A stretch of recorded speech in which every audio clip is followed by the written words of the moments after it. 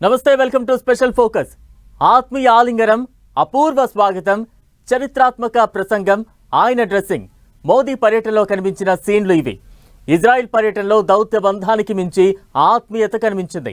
రెండు దేశాల మధ్య ఉన్న అనుబంధానికి అద్దం పట్టింది. త్యాగాలతో ముడిపడిన బంధం ఇది అంటూ రెండు దేశాల మధ్య అనుబంధాన్ని చెప్పకనే చెప్పారు మోదీ. ఈ టూర్ హైలైట్స్ ఏంటి, రెండు దేశాల మధ్య జరిగిన ఒప్పందాలు ఏంటి, కనిపించిన ఆసక్తికర సన్నివేశాలు ఏంటి? భారత్ ఇజ్రాయెల్ బంధం ప్రత్యేకం, త్యాగాలతో ముడిపడిన బంధమిది. దౌత్య బంధానికి మించి ఆత్మీయత మోదీ పర్యటనలో కనిపిస్తోంది ఇదే. మోదీకి నెతన్యాహు అపూర్వ స్వాగతం. నెసెట్లో మోదీ చరిత్రాత్మక ప్రసంగం.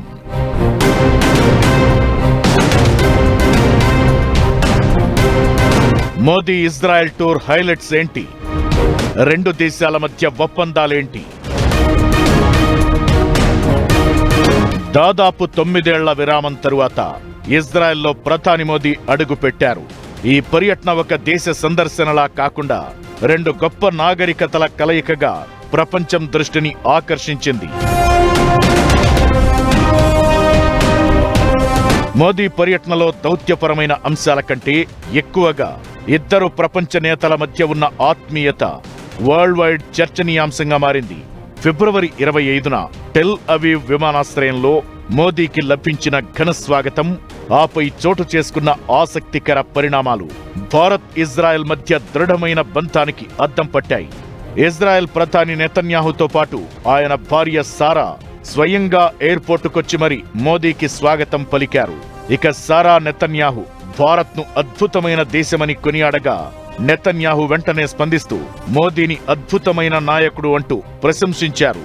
దీనికి సంబంధించిన వీడియో ఇప్పుడు సోషల్ మీడియాలో తెగ వైరల్ అవుతోంది.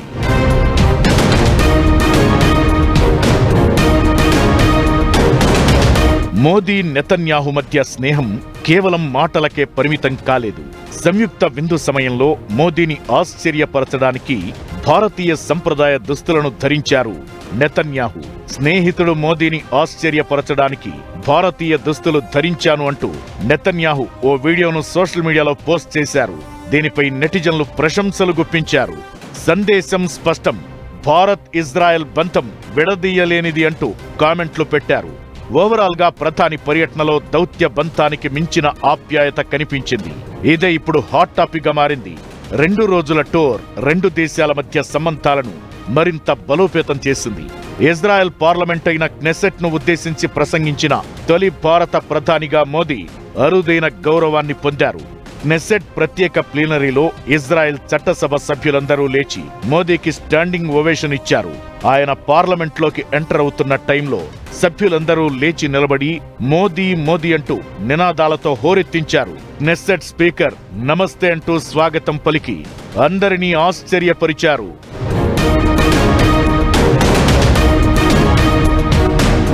క్నెసెట్ ను ఉద్దేశించి మోదీ చేసిన ప్రసంగం రెండు దేశాల మధ్య ఉన్న చారిత్రక వ్యూహాత్మక బంధానికి అద్దం పట్టింది.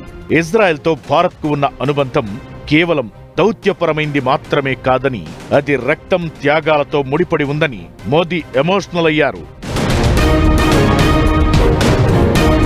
మొదటి ప్రపంచ యుద్ధ సమయంలో హైఫా విముక్తి కోసం సుమారు 4000 మందికి పైగా భారత సైనికులు ఇక్కడ ప్రాణత్యాగం చేశారని, ఆ చరిత్రను భారత్ ఎప్పటికీ మరిచిపోదని చెప్పారు. ఉగ్రవాదంపై పోరాటంలో ఇజ్రాయెల్కు భారత్ మద్దతును మోదీ ప్రకటించారు. 2023 అక్టోబర్లో హమాస్ జరిపిన దాడిని ముంబై 26/11 దాడులతో పోలిస్తూ ఇజ్రాయెల్ పడుతున్న వేదనను భారత్ పంచుకుంటోందని చెప్పారు. ఇక మోదీకి ఇజ్రాయెల్ అత్యున్నత పురస్కారం స్పీకర్ ఆఫ్ ది సెనెట్ మెడల్ను ఆ దేశ ప్రభుత్వం ప్రకటించింది.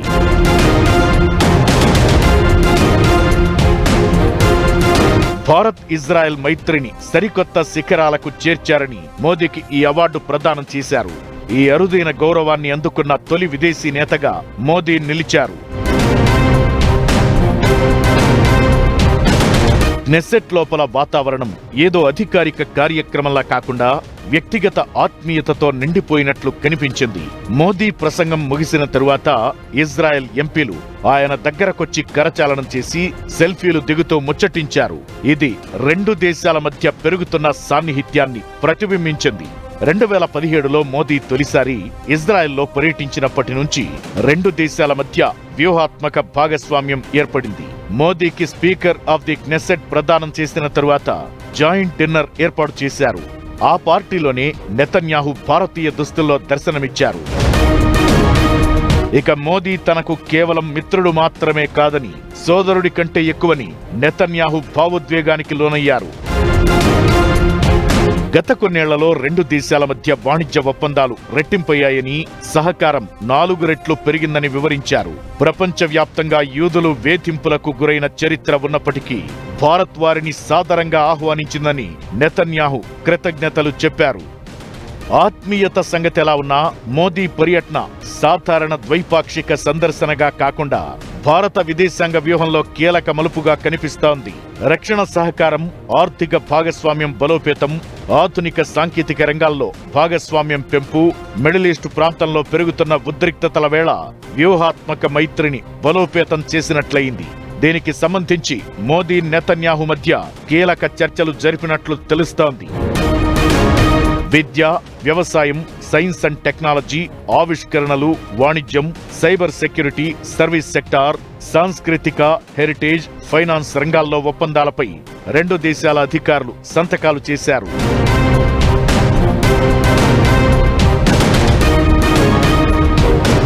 తన శక్తివంతమైన ఐరన్ డోమ్ను భారత్తో పంచుకోనుంది ఇజ్రాయెల్. దీంతో పాటు గోల్డెన్ హొరైజన్ లాంటి పవర్ఫుల్ మిసైల్ ను కూడా ఆఫర్ చేసింది.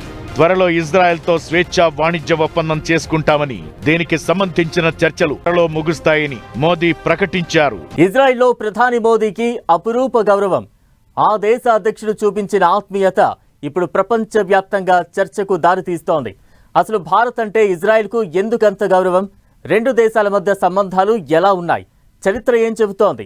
అమెరికా కంటే ఇజ్రాయెల్ దేశమే మనకు సపోర్ట్గా నిలిచిందా? రెండు దేశాల మైత్రిపై కుళ్ళుకుంటున్న దేశాలు ఏంటి? భారత్పై ఇజ్రాయెల్కు ఎందుకింత గౌరవం? మన దేశం మీద ఇంత ఆత్మీయత ఎందుకు? రెండు దేశాల మధ్య సంబంధాలేంటి? అమెరికాను ఎదిరించి మరీ సాయం. భారత్ ఇజ్రాయెల్ మైత్రిపై కొందరి అక్కసు. రక్షణ ఒప్పందాలు, ద్వైపాక్షిక వాణిజ్యాలు ఇవి మాత్రమే కాదు, భారత్ ఇజ్రాయెల్ మధ్య ఓ ఎమోషనల్ బాండింగ్ ఉంటుంది. క్నెసెట్లో మోదీ నెతన్యాహు భావోద్వేగ ప్రసంగం దానికి అద్దం పడుతోంది. భారత్ ఇజ్రాయెల్ సంబంధాలు కేవలం ఆధునిక ఒప్పందాలకు మాత్రమే పరిమితం కాదు, దశాబ్దాలుగా రహస్య సహకారంతో ముడిపడి ఉన్నాయి. ఇజ్రాయెల్ ఏర్పాటుకు ముందు యూదులకు ప్రపంచమంతా వివక్ష ఎదురైంది. మరీ ముఖ్యంగా యూరప్ దేశాల్లో దారుణమైన పరిస్థితి ఉండేది. లక్షలాది మంది యూదులను చంపేశారు. అయితే భారత్లో మాత్రం యూదులకు ఎలాంటి వ్యతిరేకత ఎదురు కాలేదు. 2000 ఏళ్లుగా మన సమాజంలో వాళ్లు భాగమయ్యారు. క్నెసెట్లో ఇదే విషయాన్ని చెబుతూ నెతన్యాహు ఎమోషనల్ అయ్యారు. ఇక మొదటి ప్రపంచ యుద్ధ సమయంలో ఒట్టోమాన్ సామ్రాజ్యంలోని హైఫా నగరానికి భారత సైనికులు ప్రాణాలు అర్పించి మరీ విముక్తి కల్పించారు. దీంతో భారత్ అంటే ఇజ్రాయెల్కు ఒక ప్రత్యేకమైన అభిమానం, గౌరవం.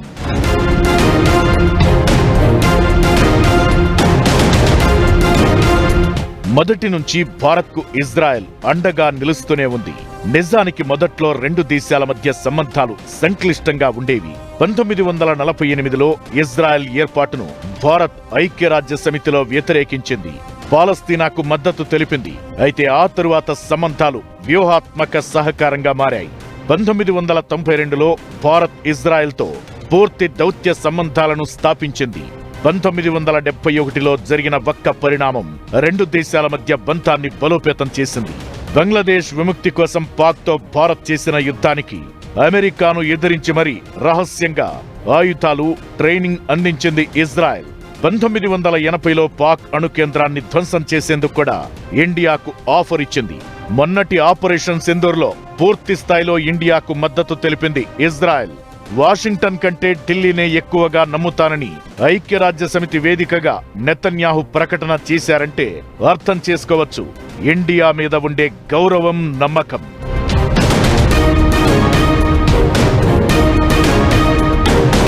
రక్షణ రంగంలో ఇజ్రాయెల్కు భారత్ కీలక భాగస్వామిగా ఉంది.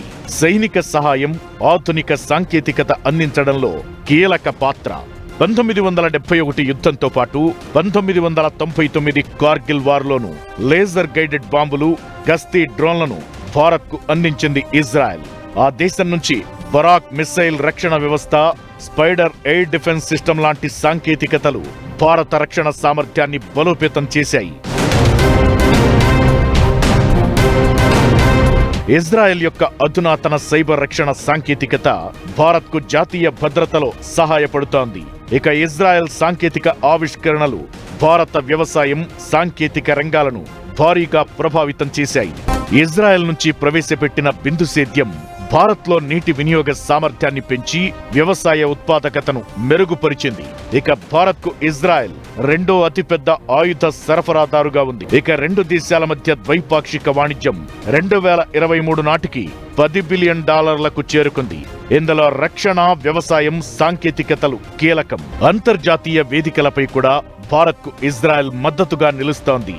ఐక్యరాజ్య సమితిలో చాలా అంశాల్లో భారత్కు అనుకూలంగా ఓటు వేసిన సందర్భాలు ఉన్నాయి. భారత్, ఇజ్రాయెల్ రెండు దేశాలు కూడా ఉగ్రవాదాన్ని ఎదుర్కొన్న అనుభవం ఉన్నవే. దీంతో ఉగ్రవాద వ్యతిరేక చర్యల్లో రెండు దేశాలు దగ్గరయ్యాయి.